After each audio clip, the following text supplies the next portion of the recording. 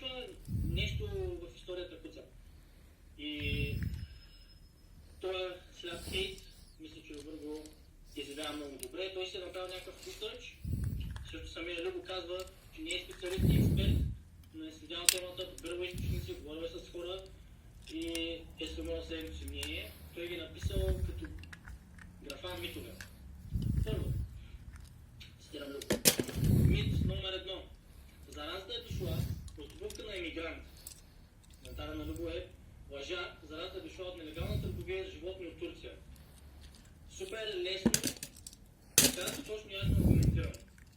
Така, първо, вие хора, за да го вярвате това, да го почетете във Facebook, Instagram или където и да е, в преномерените уебсайтове за новини, какво си, смисъл, как, представете си, какво трябва да се случи, за да може ние, където сме толкова назад с технологиите и работа, да какви директиви и учени трябва да имаме ние, за нека прием, че е вярно, че е дошло от обувка на иммигрант.